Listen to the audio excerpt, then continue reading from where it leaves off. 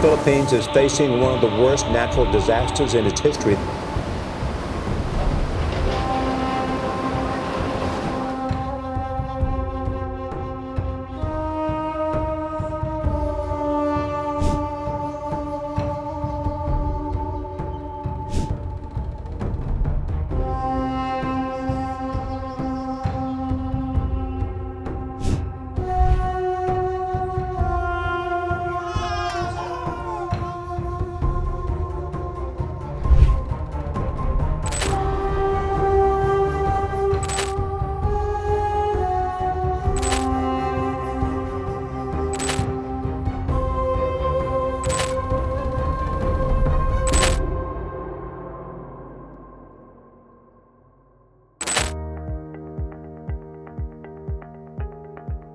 Never in the history of mankind has there been an environmental threat so serious that it prowls on our very existence. Carbon is necessary to maintain livable temperatures on Earth.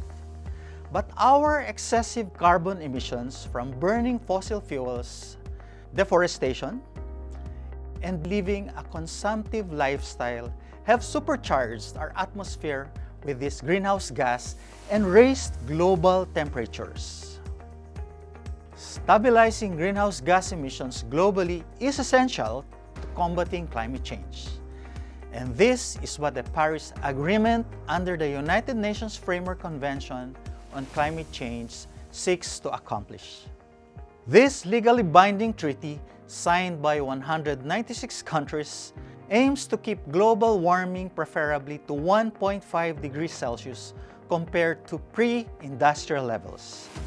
As a signatory to the Paris Agreement, the Philippines commits to a 75% emission reduction, also called Nationally Determined Contribution or NDC, from our business-as-usual scenario. By making this commitment, we are advancing the goal of net carbon zero alongside our Asian neighbors and other European countries. The Philippine Development Plan seeks to transition to a low-carbon economy by adopting low-carbon emitting technologies in energy, agriculture, waste, industry, and transport sectors as part of our nationally determined contribution. According to the United Nations, the Philippines is at the epicenter of the climate crisis. Weather-related disasters caused 43 million displacements of children all over the world, with the Philippines bearing the highest displacements at 9.7 million. We did a survey among 11 to 15-year-old children, and we were very shocked to find out how very little knowledge and understanding they have about climate change and its effect on the future. Compared to other countries where the level of consciousness and activism is high, our country's youth, except for a few, are clueless. What makes it ironic is that it is their generation that will experience the onset of the grave effects of climate change. We need to make them aware of what lies ahead in the near future. We need to make them part of the solution now. We at the University of the Philippines, Los Baños, we are dedicated to planning our teaching, research, and extension activities in a way that will guarantee that we tackle the most important problems of the present and the future. And to do this, we capitalize on our expertise and the most valuable, our human resources, while adhering to the mandate as a public service university. Forestry, one of UPLB's pioneering programs, is crucial to tackling the climate change problems. What then can we do and where should we begin? Let's educate ourselves about climate change and the risks it poses and be ready to change our way of life. We can lessen our carbon footprint and build a more resilient environment by conserving electricity, water, paper, and other resources. We can create a healthier and safer environment by taking part in tree planting and nurturing activities, cleanup drive, supporting renewable energy, and the protection of wildlife.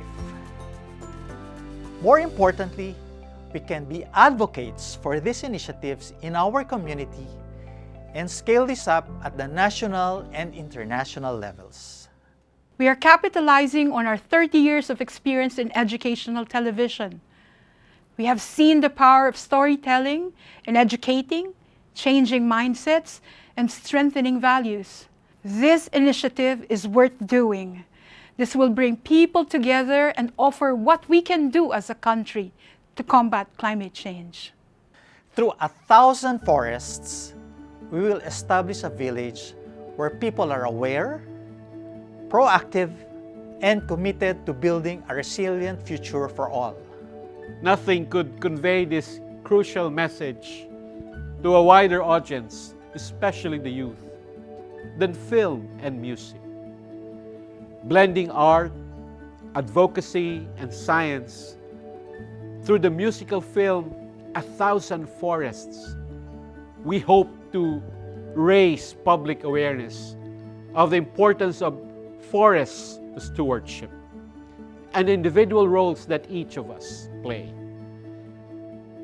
And we, at the University of the Philippines, Los Baños, support the 1,000 Forest program. Let's build 1,000 forests, and together we will end climate change. We will do this not only by planting trees, but also by cultivating the right values, mindsets, and practices among the people. Let's act together to make this happen. We need you in this village. Let's plant 1,000 forests.